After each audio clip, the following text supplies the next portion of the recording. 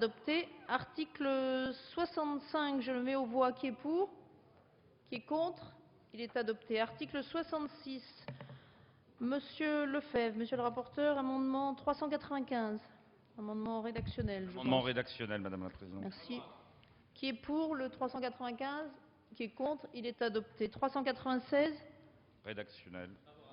Même vote. Il est adopté. 397. Rédactionnel. Même vote, il est adopté. 398. Rédactionnel. Même vote, il est adopté. 400. Rédactionnel. Même vote, il est adopté. 401. Rédactionnel également. Même vote, il est adopté. 402. Rédactionnel. Même vote, il est adopté. 403. Rédactionnel. Sur ces amendements rédactionnels? Mais tout à fait, monsieur le député, il n'y a pas de problème. Je ne vous ai pas vu de lever la main. Je m'en excuse. Vous avez la parole, monsieur le député. Mon cher collègue, il est des moments où il faut prendre la parole et parler en conscience. Je vais le faire à cet instant, Madame la Présidente, avec votre autorisation.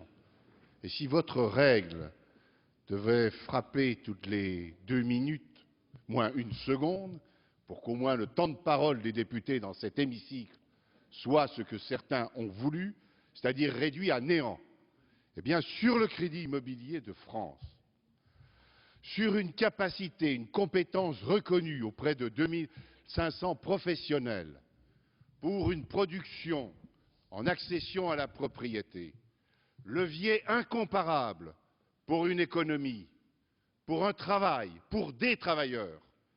Aujourd'hui, en 2012, 2 hauts fonctionnaires ont pris simplement la décision de supprimer la mission du Crédit immobilier de France. C'est le gouverneur de la Banque de France et c'est le directeur du Trésor.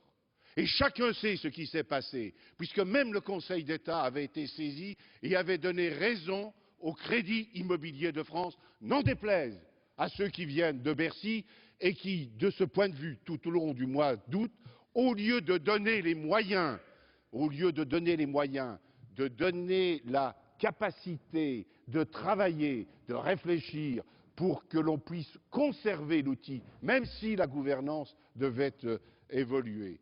Aujourd'hui, aucun engagement n'est pris. 2500 emplois peuvent être supprimés. J'ose espérer que lorsque peut-être cette Assemblée, car c'est nécessaire, et je l'ai déjà dit en commission élargie, va voter la garantie de l'État, il y aura des engagements précis pour que, au moins, soient sauvegardées une compétence et une qualité. Et si ça fait rire certains hauts fonctionnaires derrière les bancs du gouvernement, je ne peux, une fois de plus, que le constater et le dénoncer. Car ici, la parole doit être libre pour les parlementaires, y compris avec leurs convictions, ou même quand peut-être ils peuvent se tromper. Je ne pense pas, Madame la Présidente, mes chers collègues, me tromper, en disant qu'on demande simplement qu'à travers cette garantie, Monsieur le Ministre, Monsieur le Président de la Commission des Finances, Monsieur le rapporteur général et Monsieur le rapporteur spécial, vous puissiez tout simplement obtenir que tout soit mis en ordre pour que nous puissions rapidement trouver le substitut à une organisation qui peut-être était arrivée au bout de son exercice, mais n'avait absolument pas démérité sur le cœur de son métier, sur sa mission sociale. Alors, Merci, réfléchissez à tout cela. Je reprendrai la parole, avec votre autorisation, Madame la Présidente, pour continuer ce plaidoyer. Merci, monsieur le député. Vous l'aurez. Mais donc, nous sommes à l'amendement 403, amendement rédactionnel, monsieur Lefebvre. Qui est pour? Qui est contre? Il est adopté. 409. Même vote. Il est adopté. 410. Même vote, il est adopté. 411. Même vote, il est adopté. Amendement 620, monsieur Alauzet, vous avez la parole.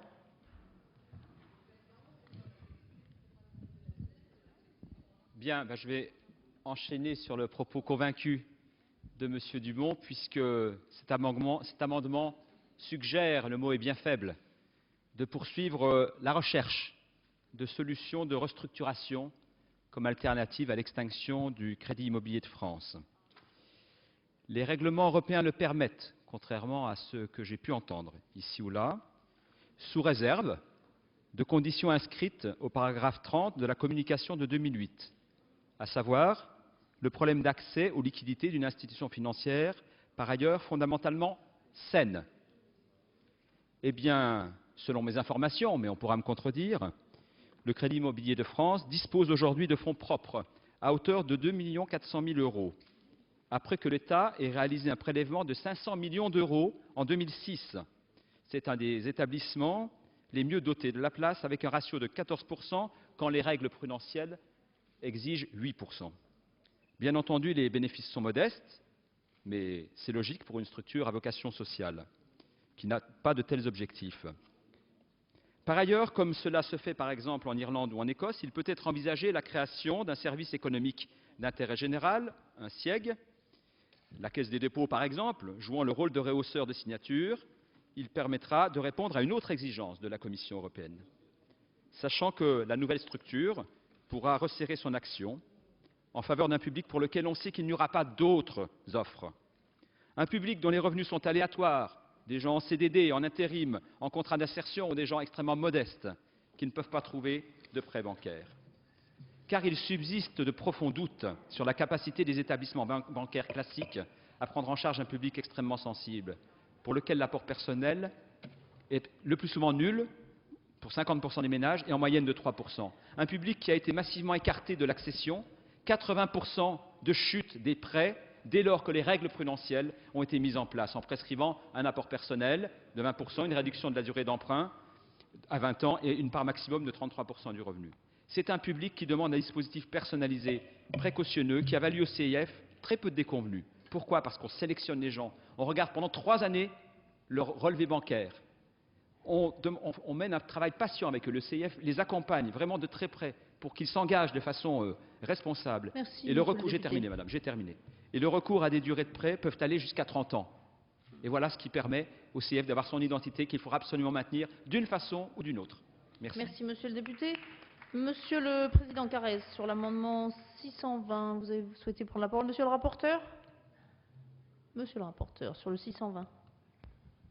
Oui, Madame la Présidente.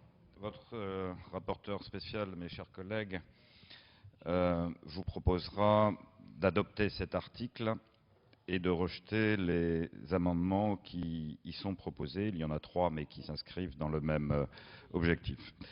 Je comprends parfaitement, Monsieur le député Alauzet, que le sens de cette démarche au regard du scandale que représente la situation actuelle du CIF. Je voudrais simplement vous dire, après avoir aussi entendu le plaidoyer de mon collègue et ami Jean-Louis Dumont, qu'aujourd'hui, 2 seules questions se posent. Une qui n'est pas la plus urgente, mais qui est quand même essentielle, de savoir dans quelles conditions nous en sommes arrivés là. Et les questions qui sont posées, qui pourraient mériter une mission d'enquête, pour lequel il faudrait aussi s'interroger au regard des conséquences, les 2500 emplois, la déstabilisation de la politique d'accession sociale, la fragilisation des missions sociales des SACICAP, la question de savoir pourquoi, lorsque cela était encore possible, il n'a pas été fait d'adossement du CIF, alors que son modèle de financement était condamné, et que ce modèle de financement était d'ailleurs condamné pour de bonnes raisons prudentielles. Ce qui ne retire en rien et à la qualité de la gestion et au service d'intérêt général du Crédit immobilier de France et à sa capacité à rendre ce service. Alors la question c'est pourquoi? Qui en a été responsable? De la direction précédente du CIF, de son conseil d'administration, des autorités prudentielles, des autorités gouvernementales de l'époque. Je rappelle que les autorités prudentielles ont depuis 2006 posé ce problème.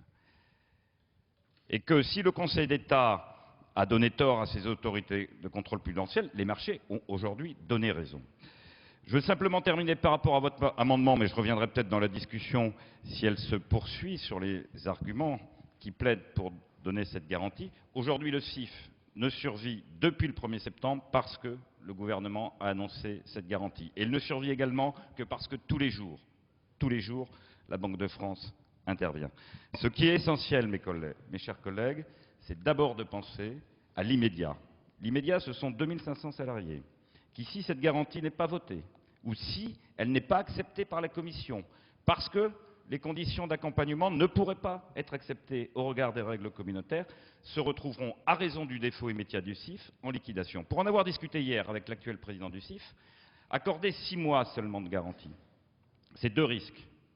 Le premier, c'est qu'au bout de 6 mois, tous les créanciers demandent à ce que cette garantie joue, c'est un sinistre budgétaire.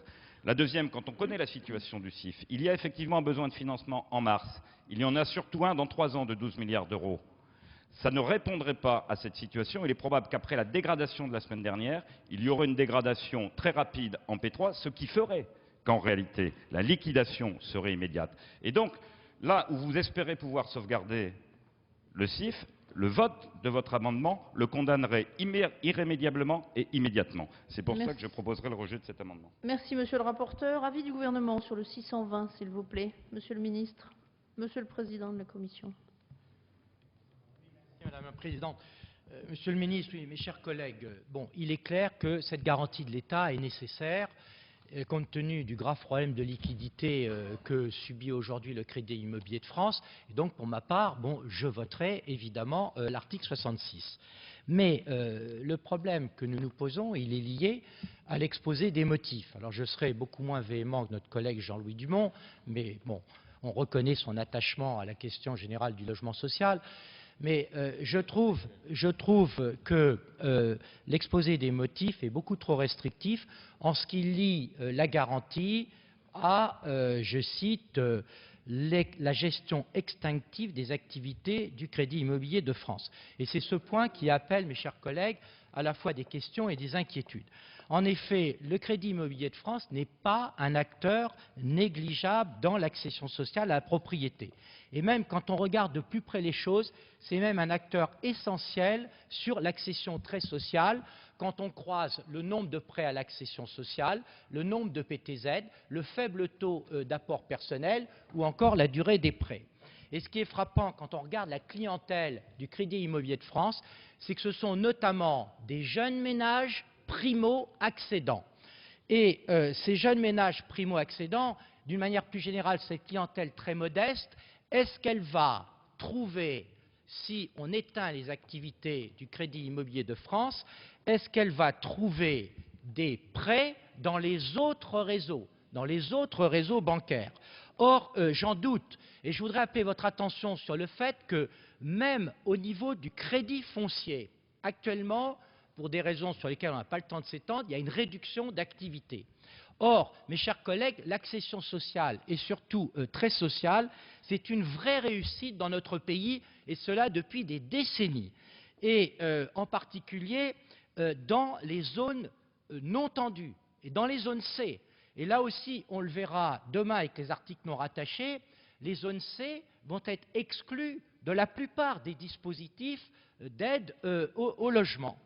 Et donc, il faut que nous soyons bien conscients d'une chose, c'est que si nous mettons en péril le segment de l'accession sociale, nous courons le risque de voir l'objectif, je ne parle même pas de l'objectif de 500 000 logements nouveaux mis en chantier chaque année, mais tout simplement les résultats de ces dernières années, qui étaient de l'ordre de 400 000 logements mis en chantier, si le segment de l'accession sociale est remis en cause, nous n'atteindrons pas ces objectifs. Et donc, je pense qu'on n'a aucun intérêt à courir le risque d'affaiblir l'accession sociale. Les bailleurs sociaux, d'ailleurs, sont les premiers à dire que l'accession sociale leur est nécessaire parce qu'elle crée une certaine fluidité dans le parc social. Et donc, je voudrais vraiment souligner de surcroît à quel point le Crédit Immobilier de France, avec sa structure décentralisée, ses 2500 salariés, son expertise, le fait qu'il fasse du sur-mesure sur des clientèles très sociales, joue un rôle indispensable. Alors, Monsieur le Ministre, je termine parce que je voudrais vous poser une question. Est-ce que ça ne serait pas possible, en recentrant l'activité du CIF sur le très social et en se plaçant notre collègue Alauzet l'a évoqué, mais rapidement, en se plaçant dans un secteur non concurrentiel et dans la notion qui est bien connue au niveau européen de service d'intérêt économique général, de pouvoir obtenir un maintien de cette activité, mais recentrée. On pourrait s'appuyer, d'ailleurs, chers collègues, sur les fonds d'épargne, parce que je rappelle que jusqu'en 1977, donc c'est récent, les fonds d'épargne ne finançaient pas que le locatif social, ils finançaient également l'accession sociale. Et ceci nous permettrait, Monsieur le Ministre, de nous donner un peu de temps et d'imaginer un montage qui pourrait passer soit par une structure spécifique qui reprendrait le métier traditionnel recentré du Crédit Immobilier de France, ou alors un adossement ou une reprise par un grand réseau bancaire. On peut citer à nouveau la Banque Postale, même si les négociations ont échoué ces derniers mois. Et donc, j'attire votre attention, l'extinction pure et simple de l'activité du Crédit Immobilier de France va poser des problèmes du point de vue vraiment de la politique du logement dans notre pays et de l'accession sociale, va poser des problèmes de reclassement du personnel. C'est une évidence. Quand on nous dit que le personnel pourra se reclasser sans difficulté, je pense que ce n'est pas exact. Et je termine en disant que ça va également créer des problèmes d'activité économique, en particulier du bâtiment, pour toutes les petites entreprises qui sont dans les zones non tendues, parce que n'oubliez pas que le CIF apporte aujourd'hui 4 à 5 milliards d'euros d'activité dans le bâtiment.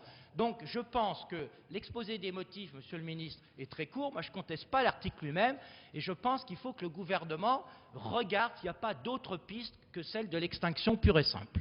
Merci, Monsieur le Président de la Commission. Monsieur le rapporteur général, vous avez la parole. Beaucoup de choses ont été dites, donc je vais essayer d'être très synthétique. Premièrement, mes chers collègues, et le rapporteur spécial l'a parfaitement décrit, cet amendement ne doit absolument pas être adopté. Accorder la garantie pour 6 mois entraînera immédiatement une dégradation de la note par les agences et plongera immédiatement l'établissement dans le sinistre le plus complet. Et la réglementation bruxelloise également n'apprécierait pas le fait que cette garantie soit limitée à 6 mois. Deuxième point, ça a été dit aussi par le rapporteur spécial, un peu d'humilité, mes chers collègues, la responsabilité de la gouvernance précédente et des autorités administratives et politiques mérite qu'on évite, je pense à des propos qui ont été tenus tout à l'heure à cette tribune, qu'on évite des propos un peu exagérés, un peu de modestie. Troisièmement, c'est le plus important, je pense qu'on n'a pas le droit de jouer avec les salariés. Je ne reviendrai pas sur ce qu'a dit le président Carrez à l'instant.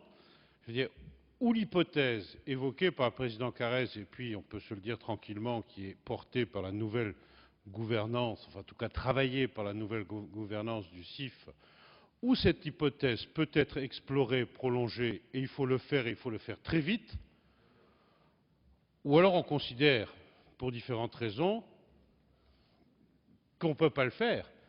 Et à ce moment-là, il faut très vite aussi le dire aux salariés, parce qu'on ne peut pas rester pendant plusieurs mois dans cette espèce d'incertitude où on dit qu'on travaille à des solutions alternatives. Tout a été dit, mission d'intérêt économique général, périmètre restreint, etc. Je n'y reviens pas.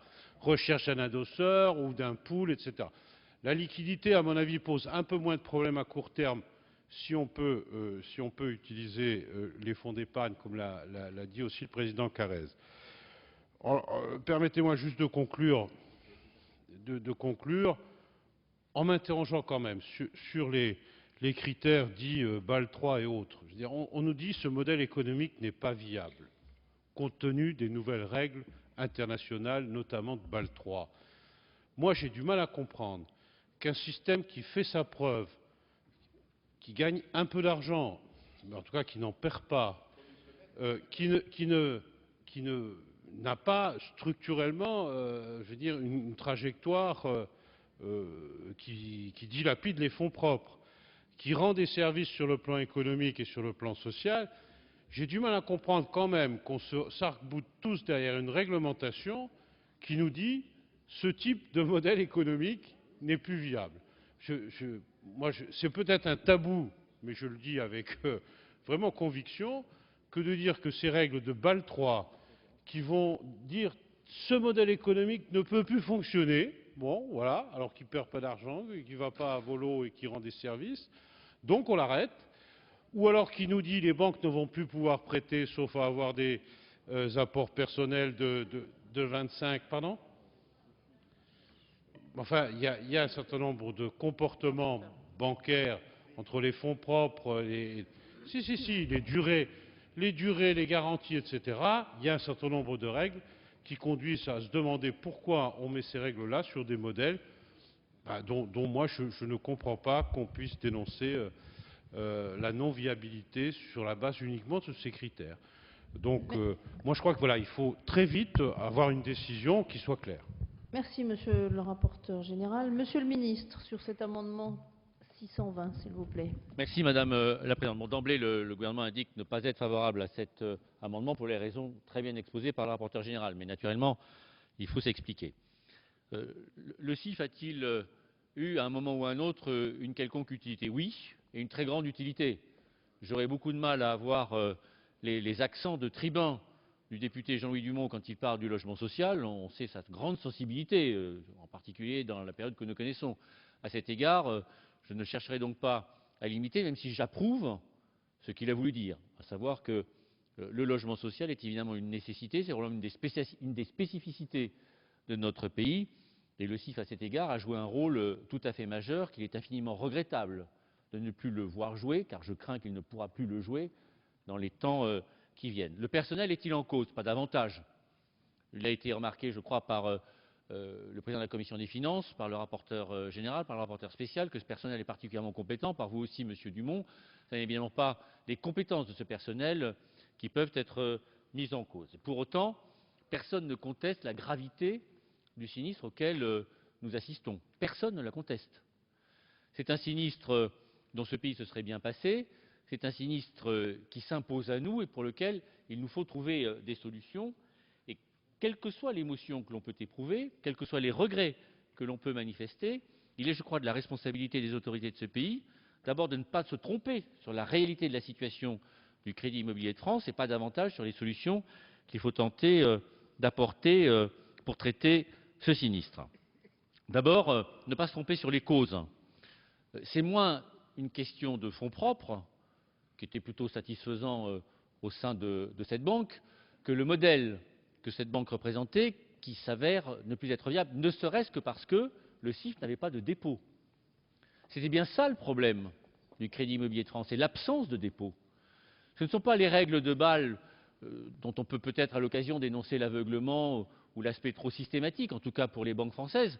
Ce sont moins les règles de Bâle que l'absence de dépôt qui a considérablement fragilisé le Crédit Immobilier de France, et nous le savons tous. De la même manière, nous savons tous aussi que le modèle sur lequel étaient fondés ces prêts, des prêts de court terme qui servaient à financer des prêts de très long terme, nous savons que ce modèle-là, qui avait vécu avec Dexia, s'est avéré insuffisant à pérenniser l'activité du Crédit Immobilier de France. Là encore, Bâle III y est pour peu, dès lors que l'on constate que ni la rentabilité ni les fonds propres ne manquaient, si en revanche les liquidités ont pu manquer. Dexia était en partie rentable, Dexia est tombé sur des problèmes de liquidité. Le CIF était probablement rentable, le CIF a rencontré les graves difficultés que l'on sait pour des questions de liquidité. Car il est devenu de plus en plus difficile dans le contexte que nous connaissons à cette banque de financer des prêts de 25, 30 ou 35 ans avec des prêts de très court terme. Ces problèmes de liquidité ont évidemment précipité une chute que beaucoup n'ont pas voulu voir venir au regard de tout ce que l'on vient de dire, mais dont certains craignaient qu'elle ne soit en réalité inévitable. Alors se pose maintenant que l'on a fait le diagnostic de ce sinistre, ainsi que je crois le constat des causes qui ont abouti à ce sinistre, demeurent des difficultés qu'il faut traiter. C'est l'accession au logement social, c'est bien sûr le personnel. Sur le personnel, la mise en extinction ne signifie pas la condamnation des 2500 emplois, puisque certains vont évidemment rester le temps de cette mise en extinction. Par ailleurs, des filiales existent, qui sont rentables, qui devront être cédées.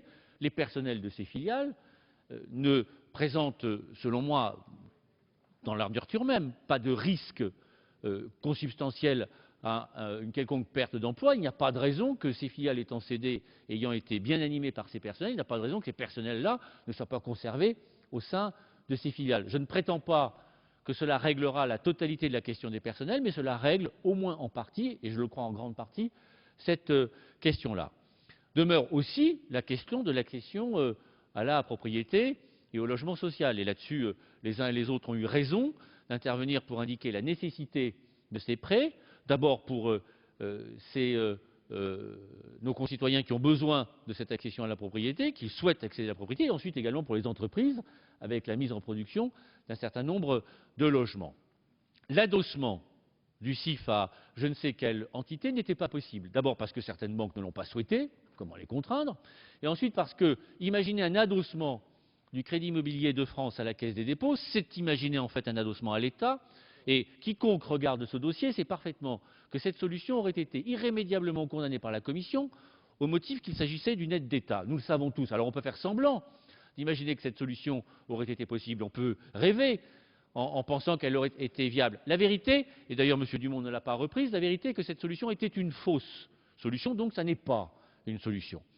Dès lors qu'il n'est pas possible d'adosser le CIF à une structure parce que soit celle qui le pouvait le refuse, soit parce que celle qui aurait pu le faire n'en a en vérité pas le droit, se pose bien la question de l'extinction. Ça n'est pas de gaieté de cœur qu'elle se pose, mais en même temps, diriger ce pays suppose un peu de lucidité. Tous, je nous engage à en faire preuve, et dès lors qu'il n'y a plus que l'extinction comme possibilité, il faut que ça se passe le moins mal possible, et pour le personnel, j'en ai indiqué les modalités, et pour l'accession à la propriété sociale, et ce sera le rôle, je l'espère, je veux le croire, de la Banque Postale. C'est la Banque Postale qui va devoir prendre ce relais-là, avec un modèle économique, je crois, beaucoup plus solide que celui que nous avons pu constater au Crédit Immobilier de France. Voilà quelques éléments d'appréciation que je voulais vous indiquer. À l'occasion de votre amendement, monsieur le député, cela permet de s'expliquer, donc je vous remercie, ne serait-ce qu'à ce titre, de l'avoir déposé. Je ne crois pas, je suis même convaincu qu'il ne faut pas adopter cet amendement, car une garantie qui serait limitée dans le temps, c'est en fait une garantie qui n'existe pas, monsieur le député. Et ne croyez pas que donner 6 mois serait garantir au CIF je ne sais quelle existence pendant 5 mois et 29 jours. C'est en fait dès le premier jour où cette garantie serait limitée à 6 mois que les liquidités viendraient à manquer cruellement et en totalité pour le Crédit Immobilier de France. Je comprends votre démarche qui consisterait à donner 6 mois de plus pour trouver d'autres solutions que celles que je viens d'indiquer, mais je crois que c'est une fausse bonne solution dans la mesure où aucun investisseur n'acceptera de prêter quoi que ce soit au Crédit Immobilier de France, et ce, dès le premier jour de la période de 6 mois de garantie que vous suggérez de voir la représentation nationale adopter. Donc le gouvernement est évidemment hostile à votre amendement parce que ça n'est pas comme cela, je le crois, qu'on rendra le mieux service au personnel qui est inquiet pour son avenir et pas davantage à l'accession sociale à la propriété que tous, finalement, sur ces bancs, nous souhaitons évidemment voir préserver, car tous, nous en savons l'importance et nous en connaissons le prix. Voilà, monsieur le député Dumont, monsieur le rapporteur spécial, monsieur le rapporteur général, monsieur le président de la commission des finances, monsieur le député, voilà les quelques éléments d'explication que le gouvernement souhaitait vous apporter, je crois, de la façon la plus loyale et transparente. C'est un sinistre. Comme tel, il faut le traiter avec le plus grand sang-froid possible. Je comprends les regrets ou l'amertume de certains, mais ni les regrets ni les amertumes ne font de bonne politique. Il faut envisager ce sinistre avec lucidité et avec sang-froid. C'est ce que le gouvernement s'est efforcé de faire. Et ce ne sont pas 1, 2 ou 3, je ne sais plus combien vous en avez cité, monsieur le député, aux fonctionnaires du ministère de l'économie et des finances qui ont pris ces décisions. Ce sont bien les ministres, c'est bien le gouvernement qui a pris ces décisions, non pas de gaieté de cœur, mais en conscience et en s'efforçant de la plus grande lucidité. Merci, monsieur le ministre. Monsieur Dumont, vous avez la parole. Oui. Vous êtes inscrit, vous aurez la parole. Merci, Madame la Présidente. Monsieur le ministre, on peut être passionné et néanmoins lucide et pragmatique. Personnellement, je n'ai jamais considéré qu'on devait adosser le CIF à la Caisse des dépôts et consignations. On a besoin, comme l'a rappelé le président de la Commission des finances, de liquidités. Les fonds d'épargne sont là pour y pourvoir et c'est à un autre schéma qu'il faut s'atteler. Je pensais qu'on pouvait très bien prendre cette mesure qu'on va voter de garantie de l'État au CIF tout en prenant une mesure conservatoire permettant d'envisager un autre montage au bout du compte. Or, ce qui me choque le plus, c'est que la mesure a été annoncée par l'administration, couvert par les ministres, et que de ce jour, on a fermé les écoutilles. On est devenu sourd et aveugle, et on considère qu'il n'y a pas de solution. Permettez-moi, alors ce sera peut-être anecdotique, mais en 1989, j'ai été élu président de la Fédération nationale des sociétés coopératives HLM, une des 5 familles de l'Union sociale pour l'habitat. Je n'étais qu'un militant de l'économie sociale, un militant de la valeur des hommes qui s'associent dans les mutuelles, dans les associations ou dans les coopératives. Alors aujourd'hui, on parle solidaire. Elles étaient déjà solidaires. J'ai trouvé le lendemain sur le bureau un rapport dit de M. Dubessé, inspecteur général des ponts, qui condamnait le mouvement, condamnait l'accession sociale à la propriété, ne voulait plus en entendre parler. Aujourd'hui, elle continue à prospérer, aux grandes dames peut-être de certains, et c'est pour ça que j'aime taquiner les gens qui sont derrière le ministre, car déjà à cette époque-là, oui, non, mais le ministre répondra pour eux, puis je vois, on peut aussi sourire. Parce que ceux qui étaient derrière le ministre de l'époque, en 89-90, ou qui étaient avec ou derrière le ministre en 2000, je ne sais plus combien d'ailleurs, non, en 1998-19. Bon, il y en a un qui est actuellement à l'Élysée, et ceux qui venaient du Trésor, on les retrouve aujourd'hui avec de hauts grades, évidemment, de hauts dignitaires, derrière les mêmes ministres. Et moi, je continue à plaider comme un militant de l'économie sociale, de l'accession à la propriété, de l'excédent social dont personne n'a parlé ce soir du CIF, qui permettait de conforter des familles les plus fragiles, voire des gens en cours de sédentarisation, dans des terrains familiaux et dans une accession à la propriété qui débutait un parcours résidentiel avec une adresse. Enfin bon, je ne vais pas revenir sur tout ce que l'on peut tirer de l'accession. Je laisse la parole à mes collègues. Je voudrais simplement dire qu'il me semble que la banque Peugeot va continuer à travailler. Ça me pose quand même question. Pour l'un, ou l'une peut-être, c'est possible. Pour l'autre, c'est une condamnation. On ne lui laisse même pas la chance, apparemment, de changer de modèle économique et de s'adapter au temps qui court. Merci, monsieur le député. La parole est à monsieur de Courson.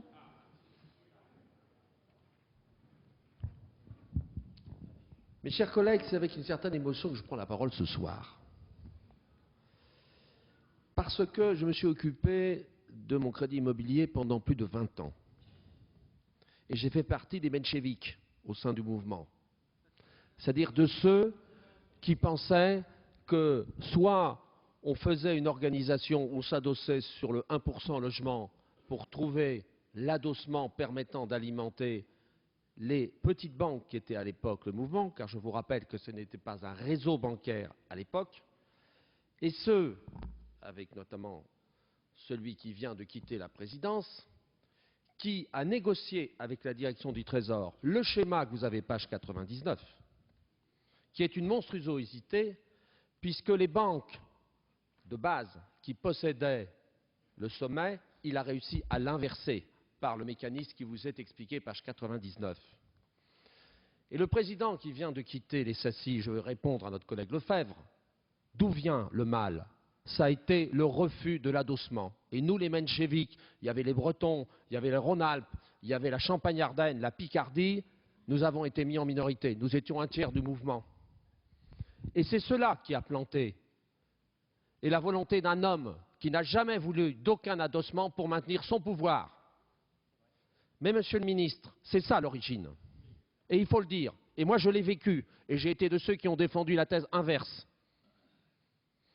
Deuxième chose, il n'y a pas de sinistre, monsieur le ministre, contrairement à ce que vous avez dit. Car un sinistre, c'est que les 33 milliards de prêts seraient pour une partie sinistrés et que les prêts qui ont financé, les ressources financières qui ont financé cela, auraient été faites à des conditions financières dégageant un déficit. Ce n'est pas le cas, Monsieur le Ministre. Si vous faites la valeur actualisée des actifs et des passifs, il y a un boni qui, dans les hypothèses les plus pessimistes, dégage au moins 1 milliard. Il n'y a pas de sinistre. Ça n'est pas le Crédit Lyonnais. Ça n'a rien à voir. Il y a des actifs adossés à un passif. Les actifs, grosso modo, c'était sur 20 ans et le passif était sur 10 ans. Mais ce qu'on oublie, c'est que beaucoup de ceux qui avaient eu recours à l'accession sociale à la propriété demandaient le remboursement car nous étions hors marché. Nous avions des taux d'intérêt de l'ordre de 1,5% supérieurs à ceux de la concurrence, tout simplement parce que la ressource était beaucoup plus coûteuse que celle des grands réseaux qui faisaient du prêt immobilier. Et donc il y avait beaucoup de ménages qui demandaient la transformation de leurs prêts en prêts de droit commun. Ce qui, par parenthèse, confortait les banques de droit commun. Troisièmement, ce que je voulais vous dire, c'est que ce qui n'est pas acceptable, ce n'est pas l'article 66 en tant que tel, c'est l'exposé des motifs et la condamnation à mort de l'accession sociale à la propriété que j'ai toujours défendue avec beaucoup d'autres, puisque ceux qui ne le savent pas, notre collègue Dumont a été mon administrateur pendant quelques années, n'est-ce pas? Merci, mon cher collègue. Et donc, le problème, il est qu'on a besoin d'accession sociale à la propriété, de permettre aux gens modestes d'accéder à la propriété. Et c'est possible, contrairement à ce qu'ont cru tous les technocrates qui n'ont jamais vécu, qui ne connaissent pas les réalités sociales. Car savez-vous, mes chers collègues, quel est le taux de chute? Quel est le taux de chute dans les SACI? Eh bien, il était inférieur à ceux qui font de l'immobilier dans les banques de droit commun. Nous étions à 1,5, 2%. Et pourquoi? Tout simplement parce que nous avions des équipes que nous avons toujours, qui ne faisaient pas simplement ce que font beaucoup de banques. On prêtait dans n'importe quelle condition à l'époque où il y avait une forte hausse. J'y viens, parce que sur la solution. Et nous étions près des gens et nous les aidions quand ils étaient en difficulté. C'est pour ça que nous avions des taux de chute bien plus faibles que ceux des banques. Donc il n'y a pas de sinistre, monsieur le ministre. Il y a au contraire des équipes qui ont une conception sociale de leur rôle de banquier. Maintenant, que faut-il faire? Il faut voter l'article. Même si l'exposé des motifs a été fait par des technocrates, et vous auriez dû le relire intégralement, monsieur le ministre, pour biffer tout ça et pour éviter qu'on dise « mise en extinction, point terminé, les 2500 personnes, vous me liquidez tout ça ». Mais enfin, on n'a pas le droit de faire des choses comme ça. Alors quelle est la solution? Quelle est la solution? C'est l'exposé des motifs. Merci Mais, de conclure, monsieur le député. Non. Quelle est la solution, monsieur le ministre? Quelle est la solution, ministre? C'est les 5 filiales. Il y a 500 personnes, elles sont vendables, on les vend. Il reste 2000 personnes. Les 33 milliards de prêts, vous les mettez dans une structure de cantonnement qui non seulement ne coûtera rien à l'État, mais lui rapportera 1 à 2 milliards dans les 10 ans qui viennent. Et troisièmement, de récupérer une bonne partie des équipes des 2000 personnes pour refaire une banque adossée à la Banque Postale, vous l'avez cité, et les autres banques qui ont un intérêt à être sur le tour de table et assurer la liquidité tout simplement par les fonds d'épargne de la Caisse des dépôts. Voilà, monsieur le ministre, quel serait le schéma. Ce que je reproche au gouvernement dans cette affaire, c'est de ne pas avoir pris le mors aux dents et de ne pas avoir fait cela avec une solution de sortie. On en fait sur Petrolus, on en fait sur d'autres. Bon, pourquoi est-ce qu'il n'y a pas cela? Et ceci est parfaitement possible. Et c'est beaucoup plus facile que de le faire sur la banque Peugeot et d'autres banques. Voilà ce que je voulais dire. Et ceci ne coûtera pas un sou au trésor public. Merci, monsieur de Courson. Monsieur Goldberg. Je laisse du temps, mais merci de ne pas non plus en profiter trop. Merci, Madame la Présidente. Écoutez, chers collègues, il est rare qu'une question qui porte sur le logement et en particulier sur le logement social conduise à une telle unanimité dans nos rangs.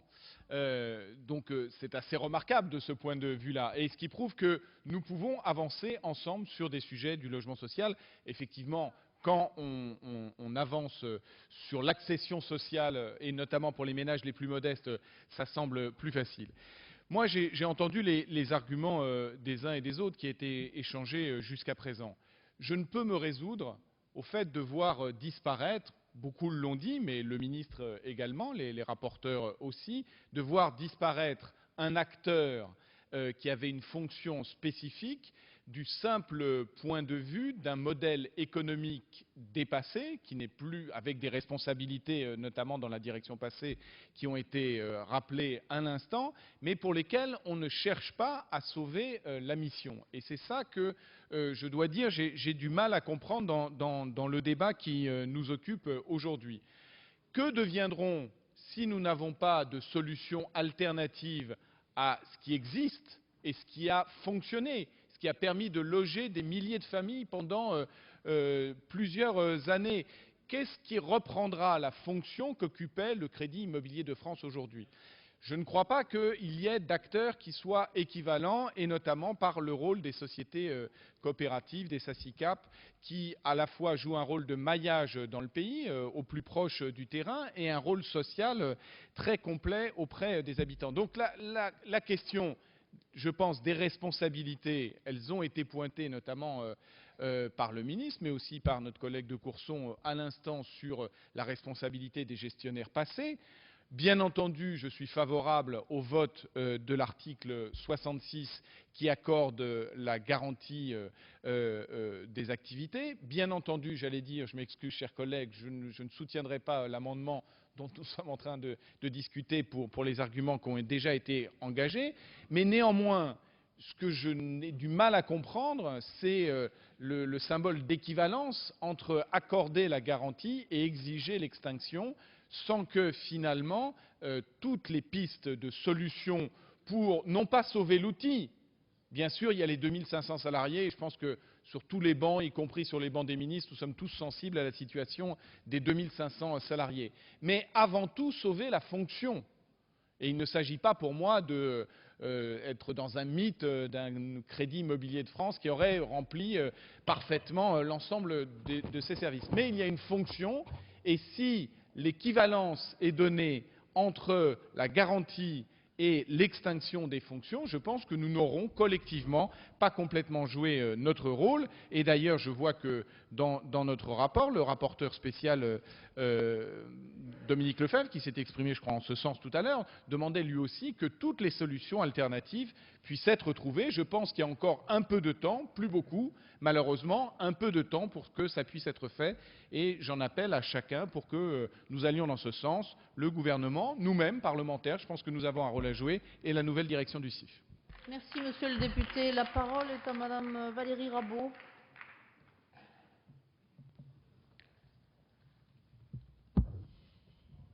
Oui, je voudrais appuyer ce que vient de dire mon collègue Daniel Goldberg sur le fait qu'effectivement nous allons voter cet article. Nous n'allons pas voter l'amendement parce que, comme il a été dit, offrir 6 mois de garantie n'offre pas une perspective suffisante.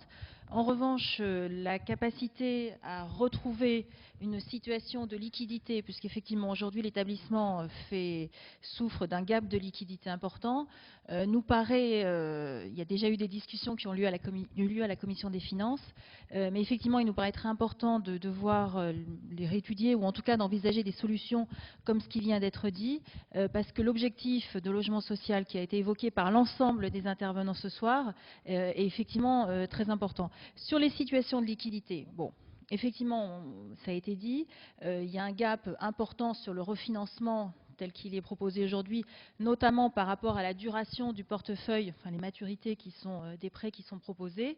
De là, effectivement, en conclure tout de suite à une extinction sans peut-être voir ou réétudier ou réouvrir des possibilités avec un certain nombre d'établissements, c'est peut-être une piste qui nous paraîtrait souhaitable et envisageable pour le CIF. Merci. Merci Madame la députée. Dernier orateur, Monsieur Alauzet. Oui, monsieur le rapporteur spécial, monsieur Lefebvre, vous avez pointé dans votre propos initial le fait que cet amendement, de par le fait qu'il proposerait une période de 6 mois, donc fragiliserait le CIF. Et votre propos a été repris par chacun des orateurs, cet argument, chacun des orateurs sur le camp de mes amis socialistes. À un tel point que j'ai l'impression que cet amendement que je propose serait le fossoyeur du crédit immobilier. Voilà. Je pense que, permettez-moi de penser que l'enterrement du crédit immobilier est bien antérieur à l'amendement que je propose. Je vous précise d'ailleurs que dans l'amendement, il est bien question d'une première période de 6 mois. Une première période de 6 mois. Et que si véritablement nous avions envie de travailler ensemble, il est très facile de proposer un sous-amendement pour transformer cette période de 6 mois. Donc je regrette que ce seul argument constitue l'ossature de l'ensemble des interventions pour repousser cet amendement. Alors il y a eu beaucoup aussi de dissertations sur l'histoire malheureuse de cette affaire, sur les tergiversations, les erreurs, les fautes. Mais ce qu'il faut regarder, c'est l'avenir. L'avenir, est-ce qu'il y a un besoin? Est-ce qu'il y a des compétences? Est-ce qu'il y a un public? Oui, tout ça est vrai et personne ne fera à la place, en tout cas pour une partie des personnes qui font appel aujourd'hui au crédit immobilier. Ne jetons pas le bébé avec l'eau du bain. De la même manière qu'à aucun moment, personne ici, ni M. Dumont, ni moi-même, n'avons évoqué un adossement à la Caisse des dépôts ce soir. Personne ne l'a fait, donc il est inutile d'évoquer cet argument. Pour ma part, j'ai évoqué la possibilité d'une société d'intérêt général. Voilà. Donc, ce qui serait bien, c'est qu'on aille au cœur du sujet. Je me souviens que dans le débat en commission, il y a un chiffre qui est sorti, 85-15. En gros, allez, il y a 15% des gens, pour 85% des gens, les banques diverses et variées reprendront l'activité. Comme si on avait droit à 15% de pertes. On n'a pas droit à 15%. D'ailleurs, ce chiffre est largement contestable, mais on n'a pas droit à ces pertes-là. Donc il faut trouver la solution. Je pense que les conditions sont réunies après ce débat pour qu'on ait tous une attention particulière, une vigilance, pour que des solutions soient trouvées. Merci Monsieur le député. Monsieur le rapporteur spécial, vous voulez reprendre la parole? Oui, Madame la Présidente, parce que je ne voudrais pas laisser à croire à mon collègue Alauzet que j'aurais pu penser un seul instant que son amendement le rendait le fossoyeur du CIF. Pas plus que le gouvernement, à mon sens, ne l'est. J'ai simplement dit que l'effet de l'amendement serait contraire à ce qui est recherché, ça condamnerait immédiatement, et je crois que ça a été bien expliqué. Je veux redire un mot aussi, puisque le gouvernement est mis en cause dans ses choix, et notamment ce qui a été mis en cause, c'est l'exposé des motifs. Je voudrais rappeler à nos collègues que l'exposé des motifs, il date du début du mois de septembre, il date d'un moment où le gouvernement n'avait pas d'interlocuteur. Je sais, j'ai rencontré le président actuel du CIF, un de nos anciens collègues, qui recherche des solutions, mais il y travaille depuis moins de 3 semaines. Le problème, encore une fois, c'est de savoir s'il n'est pas, une fois de plus, trop tard. Après ce qui a traîné depuis des années, notamment, je ne reviens pas, en tout cas je ressouligne, qu'il y a probablement, parce qu'on partage tous la même émotion, des responsabilités, et notamment vis-à-vis des salariés du CIF, il serait anormal que si, in fine, c'est la mise en extinction qui s'impose, il n'y ait pas une clarification sur les responsabilités et que les vrais responsables de cette situation ne soient pas sanctionnés. Donc je veux redire ici que je crois que le gouvernement, à la fois en recherchant un adossement au début de l'été, puis en accordant sa garantie, ont pris les bonnes décisions dans les situations présentes. S'il y a des fossoyeurs du CIF, c'est ceux qui ont dirigé le CIF et ceux qui devaient le contrôler qui en sont probablement les auteurs. Merci Monsieur le rapporteur. Je vous propose, puisqu'on a eu la discussion au fond et ça le méritait sur le CIF, de passer au vote maintenant sur l'amendement 620 avec avis défavorable du rapporteur et du gouvernement. Avis défavorable du rapporteur et du gouvernement. Qui est pour l'amendement 620? Qui est contre? Il n'est pas adopté. Amendement 412 du rapporteur spécial. Amendement de précision. Qui est pour? Qui est contre? Il est adopté. Amendement 630 de Monsieur Alauzet. Monsieur Alauzet, s'il vous plaît, vous avez la parole sur l'amendement 630. Il est défendu? Sur les deux amendements, évidemment, c'est des amendements rédactionnels liés à l'amendement précédent. Et comme il n'a pas été adopté, il tombe de fait. Mais je pense, j'en Enfin, profite. vous le retirez donc. Le Je 630. le retire, oui. Voilà. Mais je pense que ce serait bien que dans les 6 mois qui viennent, le gouvernement puisse nous faire un rapport sur la situation et sur les pistes qui auront pu être trouvées. Donc les amendements 630 et 631 sont retirés. Je mets donc aux voix l'article 66 qui est pour, qui est contre, il est adopté. Je mets aux voix le compte spécial participation financière de l'État qui est pour, qui est contre, ils sont adoptés. Article 48, l'amendement 58 n'est pas défendu. Je mets aux voix le compte spécial participation de la France au désendettement de la Grèce qui est pour, qui est contre, ils sont adoptés. Je mets aux voix le compte spécial avance à divers services de l'État ou organismes gérant des services publics qui est pour, qui est contre, ils sont adoptés. Je mets aux voix les crédits de la mission remboursement et dégrèvement qui est pour, qui est contre, ils sont adoptés. Nous avons terminé l'examen des crédits relatifs aux engagements financiers de l'État et aux remboursements et dégrèvements. Prochaine séance demain à 15 h avec les questions au gouvernement et suite de la seconde partie du projet de loi de finances pour 2013, gestion des finances publiques et des ressources humaines, provisions, régimes sociaux et de retraite. Article non rattaché, la séance est levée.